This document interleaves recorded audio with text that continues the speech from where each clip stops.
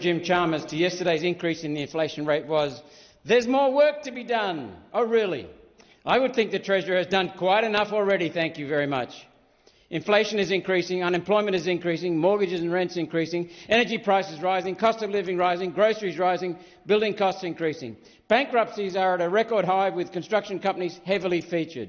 GDP per person is falling and the economy as a whole is almost in the red. Taking these indicators together shows Australia is in the early stages of stagflation, the scourge of the Whitlam, Fraser and Hawke governments. A one-nation government would immediately reverse the economic mismanagement of recent Liberal and Labor governments. We would grow Australia out of stagflation.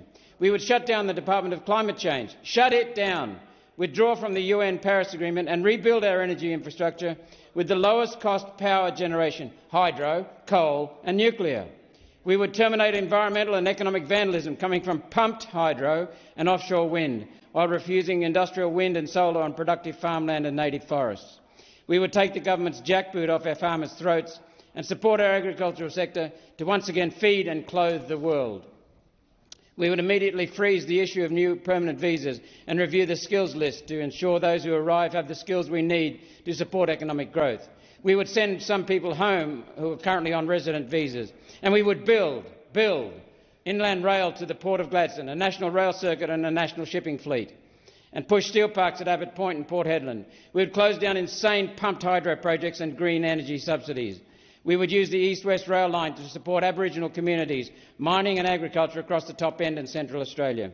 The government can only offer stagnation and decay. One nation policies, though, represent growth and prosperity for all, for a secure future. Thanks, Senator Roberts. Senator Hodgins-May. Thank you, President. I note the report tabled yesterday following the inquiry into the climate change amendment duty of